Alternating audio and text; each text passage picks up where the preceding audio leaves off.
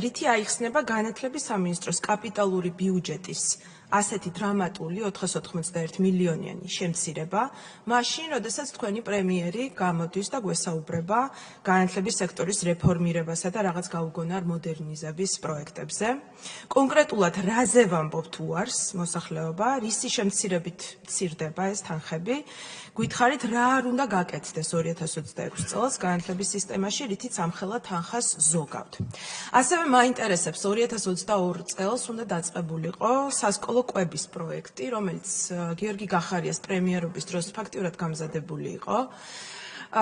და დღემდე არ დაწყებულა. ამ პროექტის არსებობა და საჭიროება დასტურდება ძალიან ბევრი კვლევებით, ასევე ეს პროექტი იძენს აქტუალობას სოციალურ დაუცველი ადამიანების რიცხვის დრამატული გაზრდითაც.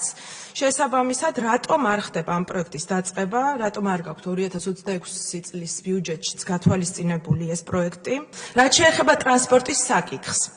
მთავრობა სრულად აუქმებს სკოლის მოსწავლეების ტრანსპორტირების 70 მილიონიან პროგრამას და ახალ სამინისტროს უმატებს მხოლოდ 258 მილიონ ლარს. რაც ამ მიმართულებით 12 მილიონის ლარის შემცირება არის. ცოტა დეტალებში შევიდეთ, იმიტომ რომ ამას პირველ რიგში ჩვენი მოსახლეობა გთხოვს და ჩვენ ანგარიშვალდებულები ვართ ჩვენს მოსახლეობასთან. განათლების სამინისტროს ინფრასტრუქტურის პროგრამას აკლდება 480 მილიონი ლარი. ინფრასტრუქტურის სამინისტროს საგანმანათლებლო პროგრამას ემატება 256 მილიონი ლარი. ახლად შექმნილ რეგიონულ განვითარების სამინისტროს სკოლების ინფრასტრუქტურისთვის ეწერება 35 მილიონი ლარი. 480 მილიონის გადატანის ნაცვლად რეალურად ჯამში ამ მიზნით გამოიყო 291 მილიონი. ეს ნიშნავს, რომ სკოლების მშენებლობის დაფინანსება რეალურად მცირდება 188 მილიონი ლარით.